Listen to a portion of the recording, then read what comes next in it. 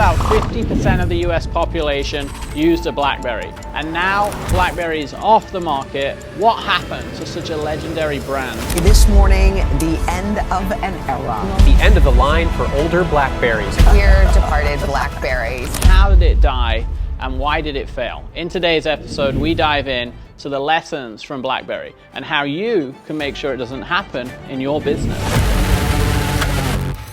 At its peak, RIM, the holding company, was worth $66 billion, just like BlackBerry with a B, billion dollars. RIM is now worth about $66 billion. How did it fail? What made it so popular? Well, BlackBerry at one point was the go-to phone for business. It had the safety measures that every business owner wanted, the privacy settings that the American population desired. And so we spent the last well over a decade building and designing and refining the world's most secure enterprise-based solution. Founded in 1994, its first product was Budgie, one of the first displays that allowed to show information wirelessly. And it was really the RIM 900 that took BlackBerry to that next level, one of the first devices that would send and receive wireless data, i.e. messages. And this was one of the biggest breakthroughs in the phone technology in those early days. It's a messaging machine. This would then go on and become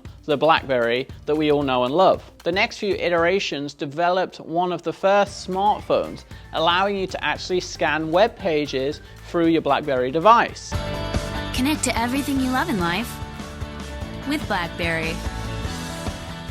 And just like the iPhone is today, it was a trending product to have. It was the go-to mobile device. So much so that even Barack Obama was the first president that insisted on having his beloved sidekick. And no, not the chief of staff, his BlackBerry. And I was the first president to have a BlackBerry.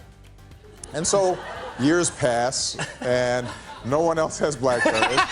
And, you know, I still got the clip on the belt. Oh my goodness. Right? In 2010, it made a major acquisition, QNX, one of the big companies that would play a role in its future success. At its peak in 2011, it did a whopping $20 billion, and it even had all the go-to influencers raving about it. Not just the president, the likes of Kim Kardashian as well. A BlackBerry, it's my heart and soul. Like, I love it. I'll never get rid of it. This was both the rise and the peak, and what comes after the peak? Sadly, the fall, the decline. Now, BlackBerry did hold on for the next few years. Many loyal followers, fans, people that love that keyboard-like feeling in the palm of their hand continued to use BlackBerry for the next few years. Do you have a BlackBerry? Two. People laugh at me because do you still have the BlackBerry? Yes, I still have the BlackBerry. Poor BlackBerry. However, on the rise, coming up the mountain behind them, was guess who? Another rival fruit. The fruit called Apple. And we are calling it iPhone. Today, Apple is going to reinvent the phone. To keep up with Apple, they tried to combine the keyboard and the touch phone. However, it just didn't quite feel the same as the old-fashioned keyboard phone versus the new, shiny Apple device, a full screen dedicated to touchscreen. So you're wondering, how's this gonna work? The whole typing with no keyboard thing can be kind of iffy, but there's nothing iffy about this. The screen clicks like a key, and looky here, it's typing Reno, Nevada instead of Rhino Frittata or Emo Pinata. In 2011, they sold 50 million phones, but just 2 years later, they went to 30 million phones. And this continued to decline, just like their stock levels. After several years losing, several years of Apple and Android starting to take over, they realized they had to shift, they had to change, they couldn't compete, and they weren't the dominant force that they were just 5 years ago. As we were getting closer to our BlackBerry 10 launch and seeing the headway that Apple and Android were making in this space, so I would say around that time frame is when I think the company realized that, yeah, we would need to make some significant changes. As the original founders and co-CEOs quit, so did the employees, with BlackBerry actually slashing 4,500 jobs. The struggling smartphone maker announced a nearly $1 billion quarterly loss and said it will lay off 4,500 employees, 40% of the workforce. John Chen came in as CEO, and he didn't have a simple job.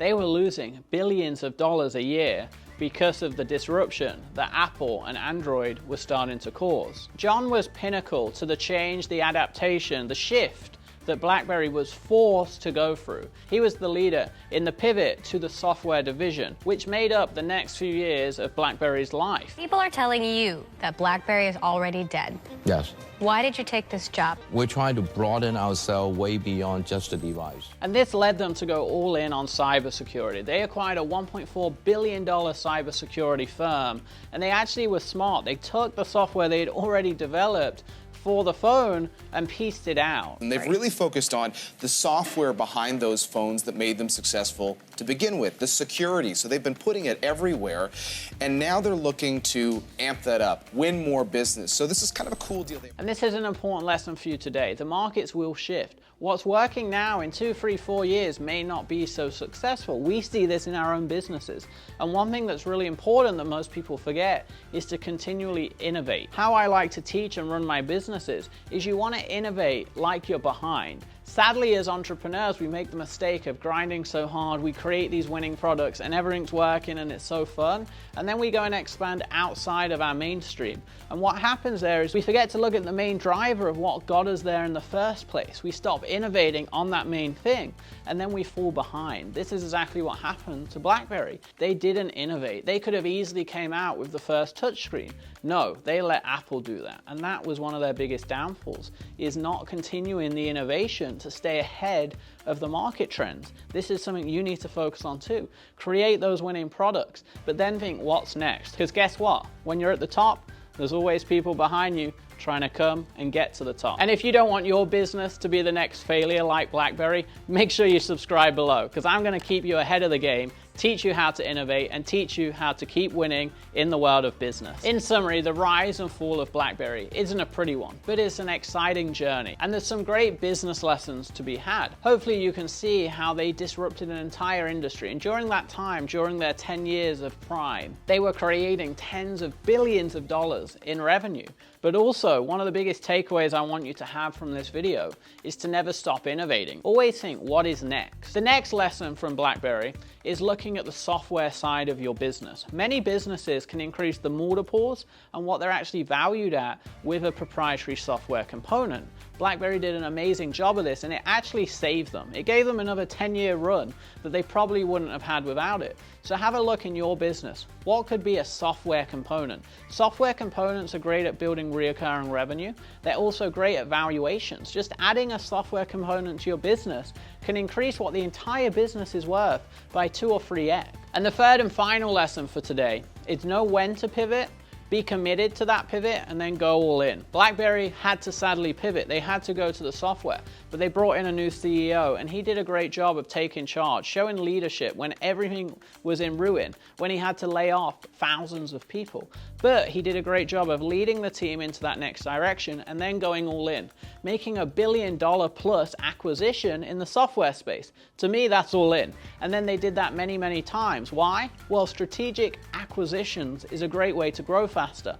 Instead of building it all yourself, you can use your money to acquire a company. That increases your valuation and collapses many years of time. They're a great example of doing that. I hope you enjoyed today's episode. I hope you learned some things that you can apply into your business, and you can see how one of the biggest mobile technology companies in history had such a successful run, but sadly how that run came to an end, and why it's so important to never stop innovating. Remember, what gets you to a certain place can't stop, and you must always stay true to what made you great in the first place. I'll see you next time.